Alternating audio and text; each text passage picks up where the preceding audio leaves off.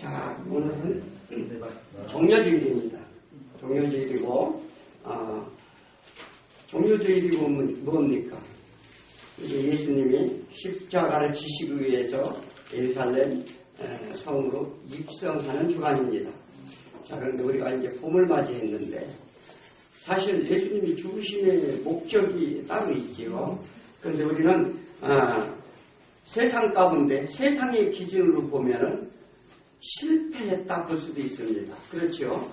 왜 그러냐면 우리가 이 세상은 두 개의 나라가 있는데 하나는 하나님의 나라요, 하나는 세상의 나라입니다. 루즈벨트 대통령이 아프리카 사냥을 갔어요. 사냥을 가가지고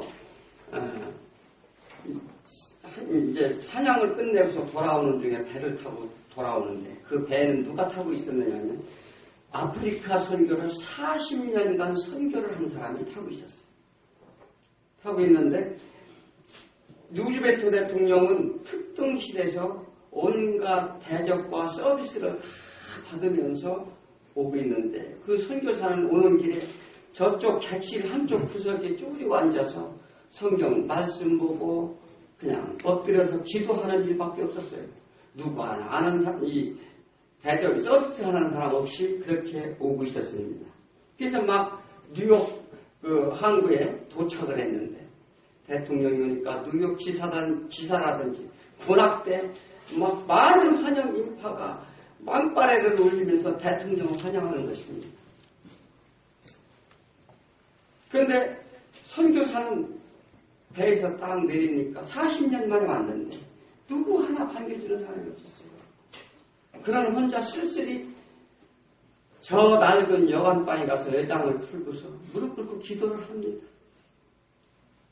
그런데 가만히 생각을 해보니까 나는 40년간 정말 아프리카에서 그들이 원주민을 섬기고 그들이 그 풍토병과 싸우고 그들이 그 아프리카의 그 맹수들과 싸우면서 그들을 영혼을 살리고자 애쓰고 힘쓰고 돌아오는데 한 사람도 환영해주는 사람이 없고 대통령은 그 많은 인파들이 그 풍악을 울리면서 이렇게 대접을 하고 하는데 이게 도대체 뭡니까? 하나님은 얼마나 있어요? 그 기도하고 있으니까 하나님이 오셔서 하시는 말씀이 얘야 여기는 내 본향이 아니지 않느냐? 내 본향이 따로 있지 않느냐?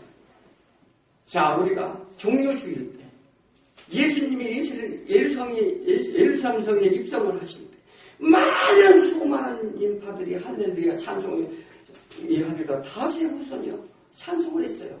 그들이 찬송하는 의미가 뭡니까? 세상이 왕을 기다렸다는 것입니다. 예수님은 십자가를 지시기 위해서 들어오시는 거예요. 그런데 이 세상 사람들은 예수님이 십자가 지실 때 그들은 오히려 예수님을 죽이고자 이 군중들이 아우성쳤어요.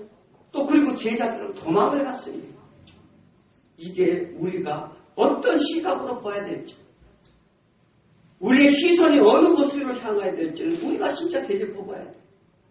이것이 이 신앙의 길이라는 것은 우리가 생각했던 그러한 이 세상에 보이는 현상의 길이 아닙니다. 우리는 본향집을 사모해야 됩니다. 다음 주는 부활절입니다. 이것은 하나님의 우리의 부활을 믿는 거예요. 왜? 우리도요, 그와 같이 하나님, 우리의 그 본향집으로 가기 위해서 이 부활을 믿고 부활을 우리가 기다리는 것입니다. 그것이 우리의 최대의 소망입니다. 이 세상이 잘 먹고 잘 살고 아무리 세상 것을 쌓아놨더라도 우리는요 죽으면은 한 줌의 흙밖에 안 돼요. 화장실 한 번만 해주세요. 우리는 내일 죽을지 오래 죽을지 모릅니다. 우리 인생은 아무도 장담할 수가 없어요. 아무리 잘난 사람이나 못난 사람이나 불구덩이에 넣고서 뼈를 빻으면요 한 줌의 흙밖에 안 돼요. 그럼 이 세상이 기대할 것이 없다는 것입니다. 우리는 그러나 보이는 것이 그런 기대감만 가지고 살기 때문에 이 세상 가운데 매여 사는 거예요. 그래서 우리가 이러한 하나님의 오늘 그 제목이 6월절의 완성인데 이 성만찬에 대한 얘기입니다. 이스라엘 민족이 430년간 노예 생활을 했어요. 노예 생활을 마지막 날. 그 유대력으로 니산월 14일이라고 하는데 시기는 우리 태양력으로 하면 요즘입니다. 지금 해질녘에 양을 잡아서 그 피로 인방과 문설주에 바르고 그 밤에 그 고기를 불에 굽습니다. 이렇게 양을 잡아서 이제 인방과 문설주에 피를 다 바르고 그 고기를 불에 이제 무급봉, 그러니까 떡이죠. 이제 쓴 나물을 먹고 허리에는 허리띠를 치고 띠고 발에는 신을 신고 손에는 지팡이를 들고 급히 먹어라. 이것이 여호와의 6월절입니다. 왜 그렇습니까? 이제 출애굽을 해야 되는데 노예 생활에서 벗어나야 되는데 그것을 빨리 이제 출발하기 위한 준비를 시키는 것입니다. 예수님께서 행하신 만찬은 이런 6월절의 전통에 따라 행해졌습니다. 오늘 이 본문에 보면 그래서 이 6월절 날, 이 6월절 날은 그 6월절 3시에 양과 염소를 잡아 제단에 피를 뿌립니다. 피를 뿌려가지고 그리고 만찬이 시작이 됩니다. 이 식사 때는 먼저 축복 기도를 하죠. 축복 기도를 하고 이 첫 번째 포도주 잔을 먹습니다. 그리고 식사가 또 이제 시작이 되고 또 쓴나물과 구운 양고기를 먹습니다. 또 그리고 두 번째 포도주 잔을 먹어요. 그리고 출애굽의 구속 이야기와 이 시편 찬양으로 노래를 하면서 식사를 합니다. 시편 찬양하고 출애굽의 그 구원의 그 하나님을 찬양하는 거예요. 그리고 세 번째 포도주 잔을 또 이제 듭니다. 그래서 세 번째 포도주잔을 먹고서 이 축복 기도를 하는데 6월절에 이 만찬이 이렇게 시작이 되고 끝이 납니다. 예수님은 이런 양식대로 제자들을 모여놓고 의미와 전통에 따라서 제자들과 만찬을 시작하고 있었어요. 제자들에게 주는 포도주는 구약의 제단에 뿌리는 피요, 떡은 떼어주신 것은 6월절 양의 고기를 나눠주는 것과 똑같은 방법입니다. 예수님의 6월절의 의식과 자신의 성만찬을 연결시키는 것은 어떤 의미일까요? 예수님이 6월절을 자신의 지금 만찬과 지금 비교를 하고 있어요. 그 이유는 무엇일까요? 이것은 십자가 고난이 택한 백성을 죄에서 해방시키기 위한 것이라 의미합니다. 자, 이스라엘 민족이 출애굽이라는 건 무엇입니까?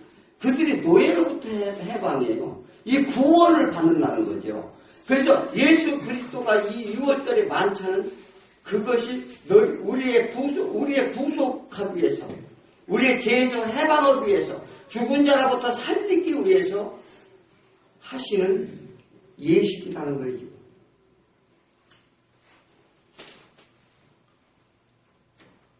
잔에 담긴 붉은 포도주는 새 언약이 지쳐신 예수의 피를 상징을 합니다. 또한 떡은 영생을 주시는 생명의 떡인 예수님을 상징합니다. 이 짐승의 피와 희생제사를 지내던 모세율법이 있었어요. 구약에는 희생제사를 지냈죠. 그런 모양이지만 구약의 제사는 매년 드리는 것이었어요. 1년에 한 번씩 7월 10일 날 대속죄, 속죄제사, 제사장이 나가서 이 백성들이 죄를 다 모아서 하나님께 아뢰는 제사를 지냈어요. 그건 굉장히 한시적이었다는 거예요. 그래서 날마다 죄를 고백해야 됐어요. 그래 제사함을 받았어요.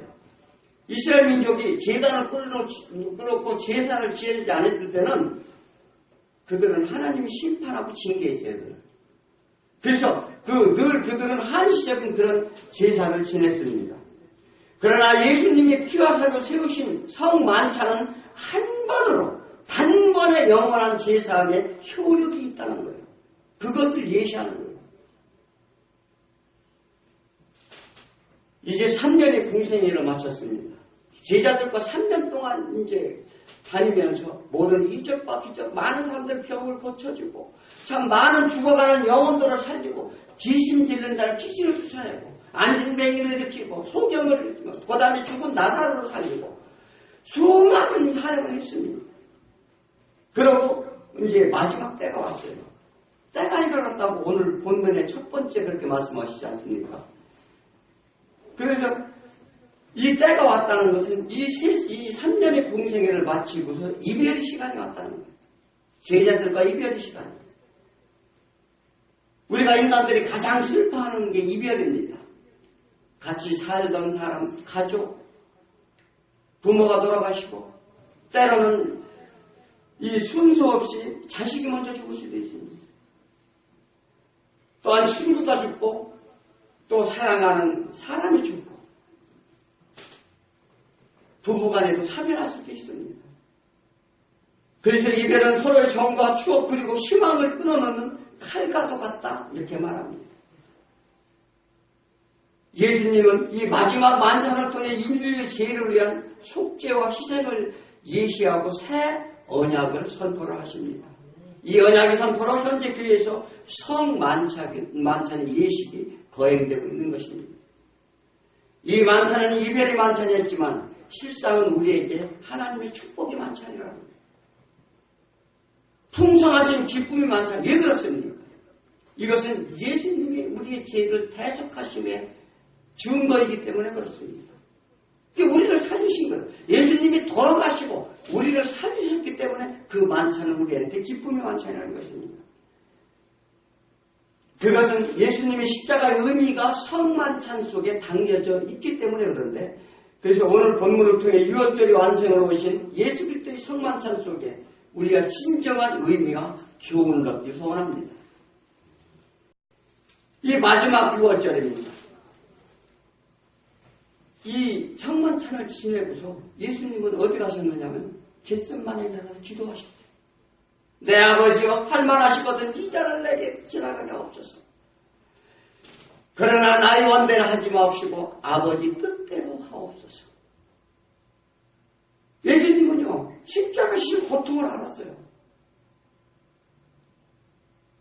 많은 사람들이 그 예수님을 막 찬송하고 찬양하고 이렇게 환영을 했지만 예수님은 정작 십자가의 고통을 아시고 이런 기도를 하신 것입니다. 이 만찬은 우리에게 정말 뜻깊은 기쁨의 순간이나 예수님은 고통에서 감내하는 마지막 만찬이었다는 것입니다. 그리스도 십자가 앞에 이루어지고 있는 모든 죄의 허물을 위해 이루어지고 있는 것입니다. 6월절 만찬은 장차 이루어질 천국 구원 완선의 잔치라 이렇게 믿으시기 바랍니다. 내 아버지 나라에서 새 것을 너희와 함께 마시는 날이 올 것이다. 오늘 본문에서 그렇게 말합니다. 내 아버지 나라에서 새 것을 너희와 함께 마시는 날이 올 것이다. 제자들에게 마지막 식사에 교제를 하면서 이제 아버지께 내 나라를 내게 맡긴 것 같이 나도 너희에게 맡기려 한다. 하나님이요, 우리 부르신 소명이 무엇입니까? 예수님이 돌아가시고 제자들한테 그러는 거예요. 내가 하나님께서 명령하셔서 내가 이 나라의 모든 민족과 영혼들을 백성들을 맡긴 것 같이 나는 이제 가니 이제 이것을 너희에게 맡기겠다. 이 얘기를 하는데 제자들이 알아들었을까요? 못 알아들었어요. 이것은 예수 그리스도가 죽음의 예표를 하는 거예요.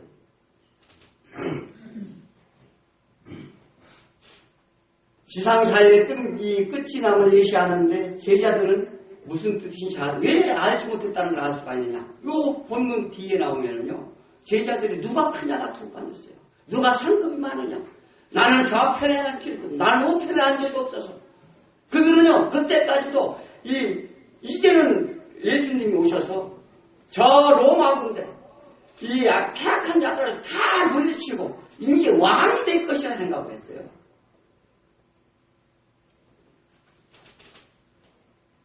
예수님의 제자들이 언약에 성례를 드린 제정의 식사를 하셨는데 그런데 왜 예수님은 십자가를 꼭 지셔야 됐을까요?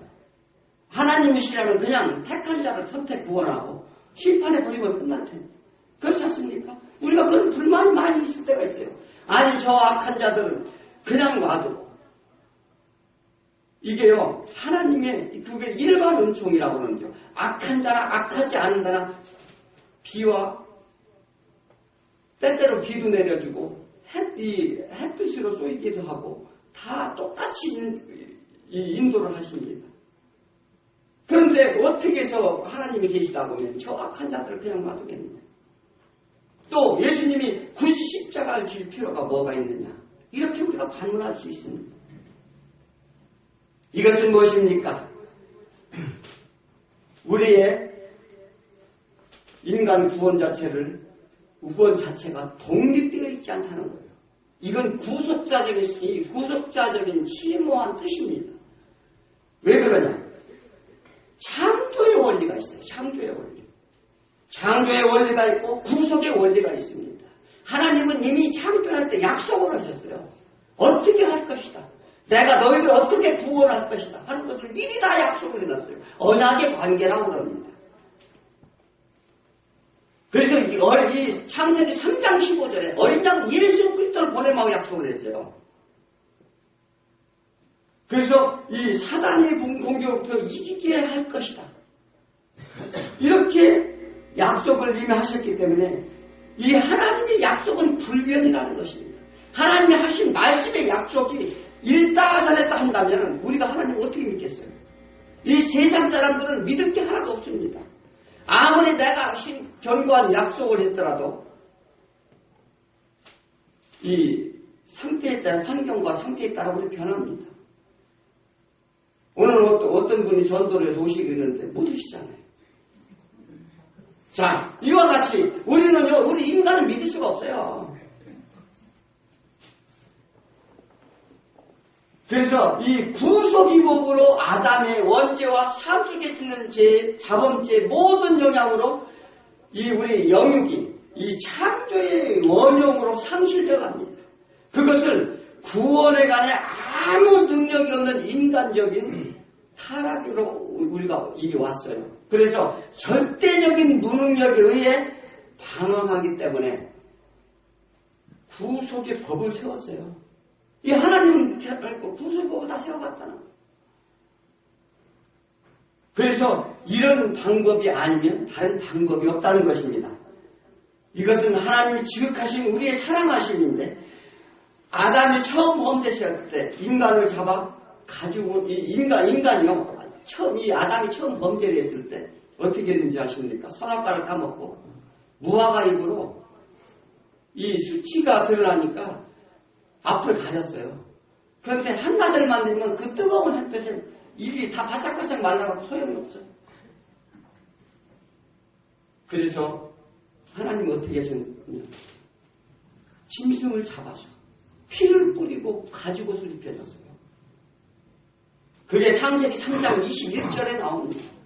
이것은 뭐냐면 우리의 이게 대속의 피로 하나님이 직접 잡아서 대속의 피로 인간을 연명케 만들었다는 것입니다. 우리 죄를 반드시 정령 죽이라. 너희가 선악과를 먹으면 정령 당장 심판했어야 돼요. 그럼 죽을 수밖에 없잖아요. 하나님은 지금도 마찬가지죠. 우리가 악한 자들 이런 자들은 하나님이 정령 진멸을 할 테지만 하나님의 유예기간을 두는 겁니다. 제3의 제사는 예수님이 오셔서 주님으로 언약하신 구속의 성취를 이루게 하신 하나님의 구속의 법이라는 것입니다. 예수님의 유월절 모든 절차와 장소, 음식들을 제공하는데 예수님이 직접 제공하셨어요.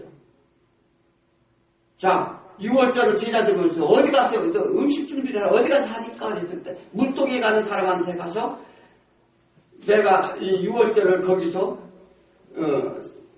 성찬을 하시고 한 달 이렇게 전해라. 미리 다 얘기를 하셨어요. 예수님이 나귀 타고 오실 때도 그랬죠. 저 동네 가면은 나귀가 있는데 가서 내가 쓴다 일러라. 이 하나님은요. 이것을 어떤 것을 보여주냐면 우리의 구속의 역사를 하나님이 주관하시고 모든 준비를 다 하시고 이 하늘나라에 쳐서도 이미 다 준비하시고 초대만 하신다는 거예요. 우리는 정말 우리가 해야 될 일이 하나도 없어요. 그저 예수 그리스도를 믿고 의지하면 따라만 가면 된다는 거예요. 그런데 따라 하기가 그렇게 힘들어. 그래서 이거는 장차 천국의 잔치와 비유합니다. 요한복음 14장 3절에 가서 너희를 위하여 초소를 내게 하는 내가 다시 가서 너희를 내게는 영접하여 나 있는 것이 너희도 있게 하리라. 영접해 준다는 거예요. 이렇게 약속을 했습니다. 예수님은 제자들과 식사하기를 그 15절에 보면 원하고 원하였다고 그렇게 말합니다. 간절히 원했다는 거예요. 이 6월절에 하나님 나라 이루어지기까지 다시 먹지 않을 것이다. 이 음식을 이제 하나님 나라가 이룰 때까지 다시 먹지 않을 것이다. 다시 먹지 않는다는 것은 무엇입니까? 죽는다는 거예요. 나는 죽을 것이다. 또 하나는 뭡니까? 이 6월절에 이런 예식은 다시는 하지 않는다는 건 천국에서 완성을 시키겠다는 거예요. 이게 6월절에 완성을 얘기합니다. 고린도전서 5장 7절에 이렇게 말씀하십니다. 너희는 누룩 없는 자인데 새덩어리가 되기 위해 묵은 누룩을 버려라. 우리 6월절 양 곧 그리스도께서 희생하셨느니라. 그래서 모든 것을 우리가 이 과거의 누룩을 다 버리라는 거예요. 과거의 습관, 과거에 대한 모든 행동, 이런 것들을 다 버리라는 거예요. 왜? 예수 그리스도에 믿고 따르는 거예요. 예수 그리스도 십자가에 돌아가셨다는 거예요. 돌아가신 의미를 알으라는 거예요. 깨달으라는 거예요. 바라보라는 것입니다. 만찬이 완성되고 이제 대속의 죽음을 기념하는 성만찬의 성례로 기념할 것을 암시하십니다. 그러므로 6월절에 오신 하나님 나라에서 완성될 것을 의미하시는데 계시록 19장 19절 어린 양의 혼인잔치가 열립니다. 그것을 이미 말씀을 하시는 거예요. 우리가 오후에 19장 지난주에 어린 양의 혼인잔치를 배웠죠. 오늘 오후에는 백마탄자가 나옵니다. 마지막 전쟁을 벌이는 장면이 나오는데 오늘날 성만찬의 기쁨을 참여하면 예수님이 살과 피로 흘리심으로써 우리에게 구원의 은혜를 베푸신 것을 또 하나님의 철저히 준비하셔서 거저주시는 구속의 은혜 이런 초대됨에 우리는 감사해야 될 줄 믿습니다. 그리고 두 번째는 영원한 언약에 참여하는 만찬이라는 거예요. 예수님은 떡과 포도주를 나눠주시면서 28절에 이렇게 말씀하십니다. 이것은 제3을 얻게 하려고 많은 사람을 위해 흘리는 나의 피 곧 언약의 피니라. 약속의 피라는 거예요. 이거 그냥 먹고 마시는 게 아니고 내가 반드시 너희를 구원해주고 너희들을 어린 양의 천국에 초대하는 것을 해준다는 약속의 언약의 피라는 거예요. 하나님은 약속을 하십니다. 약속을 하시는데 우리가 해야 될 일은 딱 한 가지밖에 없어요. 우리는 그 약속의 피를 믿고 우리가 삶의 해결을 하고 돌아서는 것밖에 없어요. 그러면 그냥 하나님이 데려가겠다는 거예요. 그래서 예수님이 대속의 언약을 공포하십니다. 출애굽 때 어린 양의 피로 인해 심판과 죽음에서 건져내 주시고 죄의 종에서 구원을 얻은 6월절은 성만찬 언약의 그림자였다는 거예요. 그 6월절이라는 것이 그들이 대속의 피로 어린 양의 피로 섞어서 왜? 이스라엘 민족이 이 장자들은 다 애굽인데 장자들은 다 죽었는데 이스라엘 민족만 이 살려주신 이유는 그런 대속의 그 원리를 보여주는 거예요. 구원해 주겠다는 약속이에요. 그래서 누가복음 22장 19절에 너희가 이를 행하여 기념하라 말합니다. 이 초대교회부터 지금까지 중요한 예식이요 성례를 합니다. 우리도 다음 주면은 이 성찬을 합니다. 성찬 예식은 말씀과 함께 그리스도의 언약하신 은혜에 동참하는 귀한 은혜의 통로요 영적으로 하나님이 임재하심을 나타내는 것입니다. 고린도전서 10장 16절에 이렇게 말씀하시죠. 우리가 축복하는 바 축복의 자는 그리스도의 피에 참여함이 아니며 우리가 떼는 떡은 그리스도의 몸에 참여함이 아니더냐. 이 성찬식을 통해서 예수 그리스도의 삶과 죽음 그리고 부활을 기념하는 것입니다. 예수 그리스도와 영적 연합이 그래서 이루어져야 한다고 말씀하십니다. 하나님과 하나가 된다는 거예요. 영적 연합입니다. 주는 내 안에, 나는 주 안에. 함께 해야 된다는 거예요.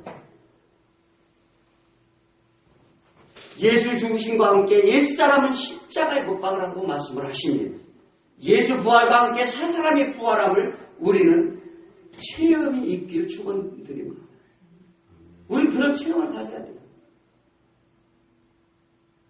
내 피로 세우는 새 언약이라고 말씀을 하십니다. 이 구약 율법에서도 언약을 세울 때 반드시 피가 필요했어요. 그래서 히브리서 9장 25절에 피 흘림이 없은즉 사함이 없다 말씀하셨어요. 피 흘림이 없은즉 사함이 없다. 그게 누구 피가 흘렸나요? 예수님이 피를 흘렸으므로 우리는 제사함을 얻었다는 거예요. 구약에서 죄를 대신해서 짐승을 잡아가지고 각을 떠서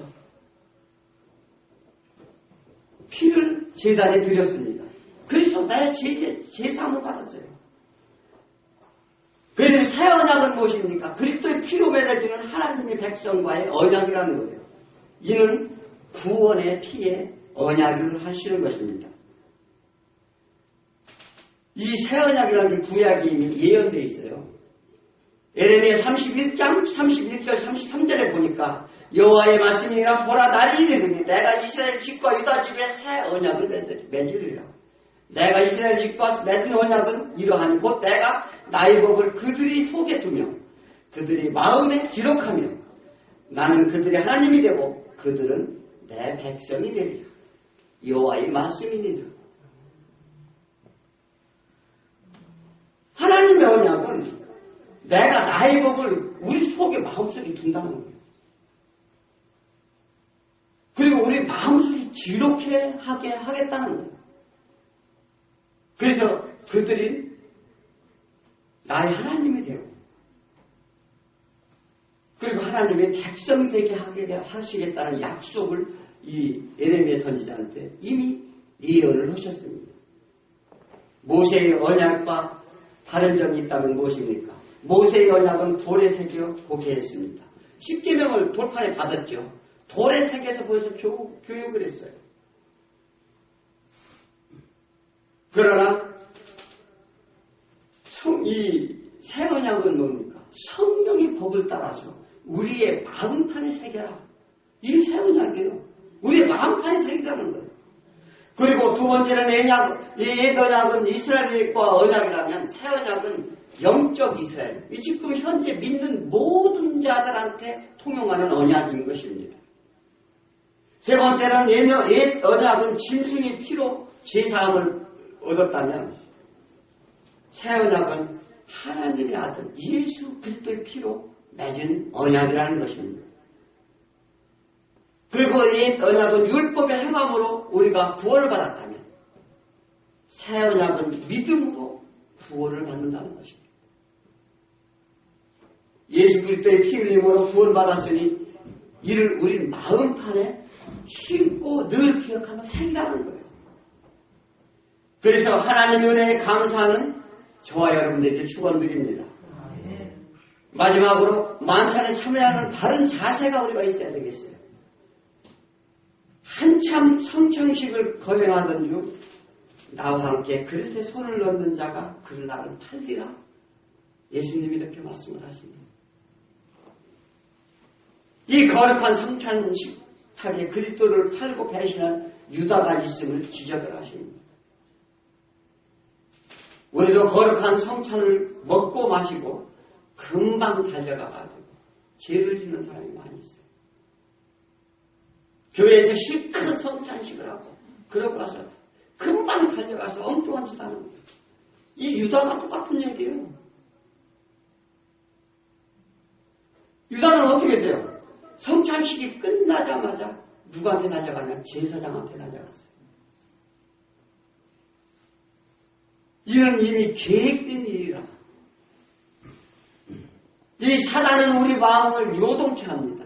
우리의 모든 생각과 마음부터 이미 마음을 먹게 만들어요. 우리가 마음을 먹었다는 건 무엇입니까? 우리가 죄가 왜 오느냐? 밤새 누워가지고 내일은 무엇을 할까 고민을 해요. 그런데 이 믿지 않는 사람은 무엇을, 우리가 믿는 사람들은 침상에 누워서 기도를 합니다. 주여, 오늘 하루 이렇게 사는 하나님한테 지은 죄, 또 하지 못했던 것들, 그 다음에 하나님에 대한 소망에 대해서 기도를 하는데 믿지 않는 사람들은 어떻게 하느냐? 내일은 어여쁜 아가씨를 만나러 가야지. 그렇지 않습니까? 내일은 맛있는 거 먹으러 가야지. 내일은 어떻게 하면 즐겁게 살 수 있을까? 이런 거 마음에 미리 계획한다는 거예요. 이것은요, 이게 사는지 죽는지 모르고 하는 거예요. 우리가 이 믿는 자와 믿지 않는 자와 다른 점이 바로 그것입니다. 우리가 영원히 죽으면, 영원히 우리가 이 소멸되면 어떻게 되는지 아세요? 형편없어져요. 우리의 인생의 갈 길도 모르고 방황하게 된다는 것입니다. 이 말씀대로 한다는 것은 우리가 용의소생하는 거예요. 용의소생하면요, 세상이 좁히 보입니다. 이것이 하나님의 방법인 줄 믿습니다. 그런데 유다는 달려가서 어떻게 합니까? 은 30세겔에 팔아요. 예수님은. 은 30세겔은 그때 당시에 한 사람이 노예를 사는데 은 30세겔 정도 노예값이에요. 예수님을 노예로 파는 거예요. 노예 한 사람, 이 사고 파는 값을 받은 거예요. 이 또한 유다는 무슨 생각을 했을까요? 그는요, 이 도유 사건이 있었어요. 마리아가 향유를 붓는 사건. 이 300디나리온, 그러니까 진짜 엄청난 돈인데 그것을 예수님의 머리에 붓는 것을 보고 유다가 뭐라고 그랬냐? 아깝지 않느냐? 차라리 그 돈을 가지고 많은 사람을 구제하는 게 훨씬 낫지 않겠느냐? 이렇게 얘기를 했을 때 예수님한테 질책을 받았어요. 너희가 이는 벌써 이 마리아는 벌써 내가 죽을 줄 알고 이 장례식을 준비하느라 그렇게 기록을 보여주는 거예요. 그래서 너희가 내가 죽은 후에 영원히 기록되게 하라. 이 명령을 했어요. 그래서 너희가 세상적으로 계산하는 건 물론 인간적으로 계산하는 게 맞을지도 모르죠. 그런데 하나님의 생각과 뜻은 다르다는 거예요. 그래서 혼났어요. 그리고 또 세 번째는 뭐냐면 그가 정치적인 야망이 있었어요. 유다는 약삭빠른 잔머리를 잘 굴리는 사람이 있어요. 계산도 빨랐어요. 그래서 회계를 맡았어요. 회계. 제자들 12명 데리고 다니면서 이 음식 준비 먹고 살고 이렇게 여행료 할 때마다 총무. 그 회계를 맡았어요.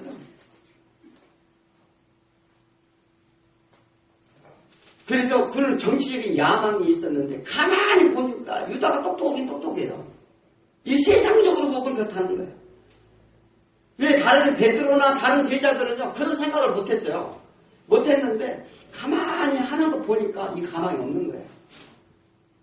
예수님이 오셔서 이 세상의 왕이 되고 많은 자들을 이렇게 해서 내가 좋은 높은 자리에 앉을 줄 알았는데 유다가 보니까 영 색깔이 틀렸어.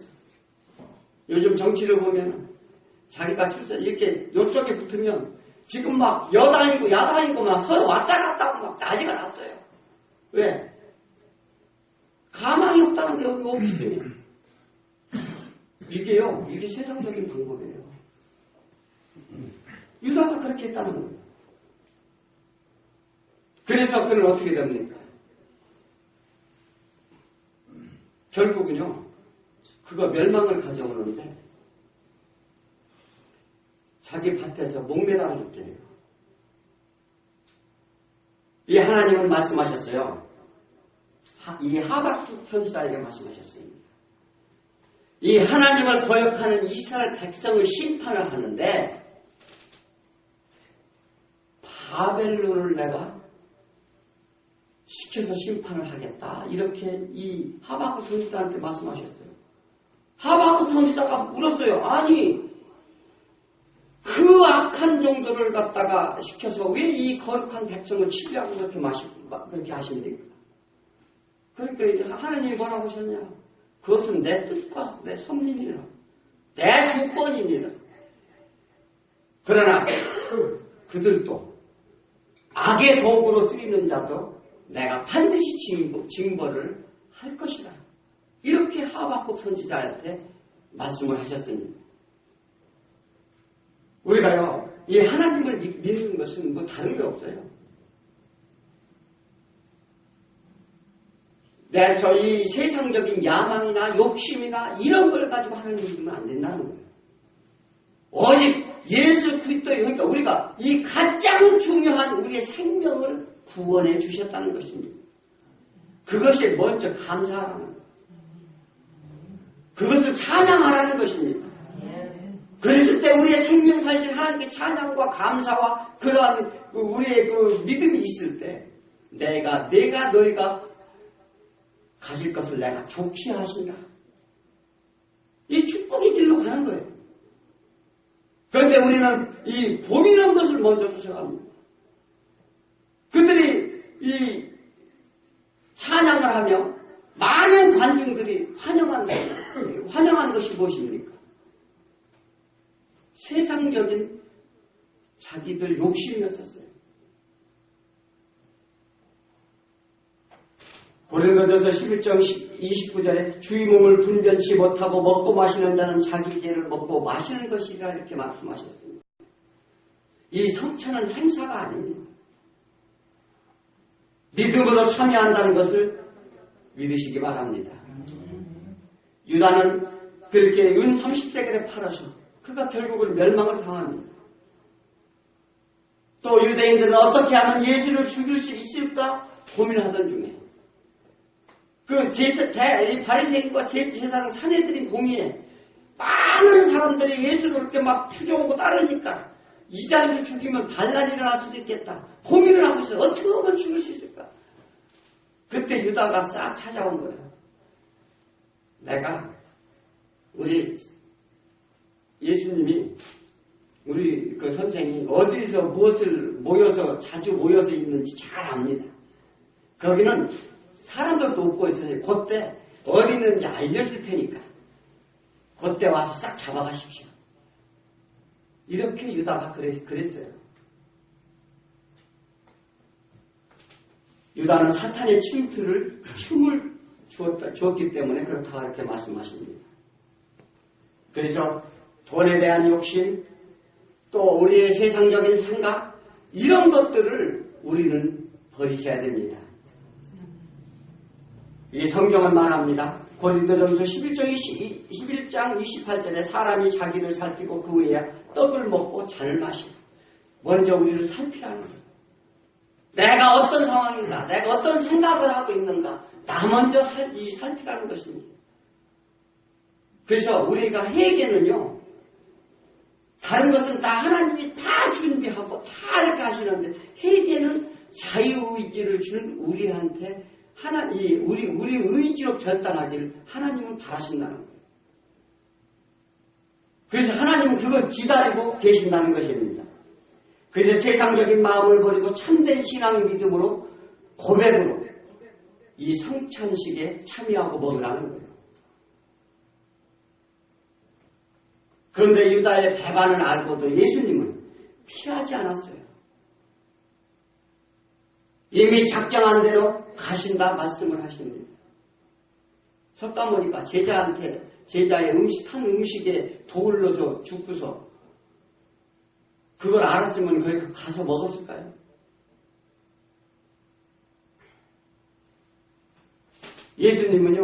예수님이 사역에 충실하게 순종을 했다는 거예요. 우리는 예수님이 몸과 피를 모독해서는 안 된다는 것입니다. 만일 죄가 있다면 회개하시기 바랍니다. 나부터 살피시기 바랍니다. 유다가 그 자리에서 회개했더라면 그는 화를 당하지 않았을 것입니다. 하나님의 계획은 창조 때부터 예정되어 있다. 그래서 그 예정론이 있습니다. 우리가 성경 공부 때 예정론, 칠론, 이 기독론, 또 이 구원론 이런 것에 대해서 배우실 텐데 이것은 예정되어 있다는 거예요. 그리고 예정대로 행하신다는 것입니다. 그것은 하나님의 하시는 일을 누구도 막을 수 없고 다만 우리가 유다처럼 악의 도구로 사용되지 않기를 축원드립니다. 아멘. 제자들이 배반자가 있다고 하니까 나는 아니지요. 나는 아니지요. 설마 이런 생각을 했어요.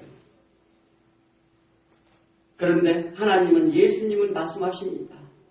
묻지 말고 내 자신들의 마음을 봐라. 이 시간에 세상과 타협하고 있다면 십자가를 바라보시기 바랍니다. 예수님의 살과 피를 바라보시기 바랍니다. 마지막 6월절의 만찬은 이처럼 교회에게 제정해 주신 만찬으로 승화되었습니다. 예수님의 연약하신 대로 속죄의 피를 흘리고자 고난의 길로 가셨다는 것입니다. 고난이 이 절기입니다. 그래서 각자의 마음속에 예수 그리스도의 고난의 길에 참여하는 믿음이 고백이 있기를 축원드립니다. 기도하겠습니다.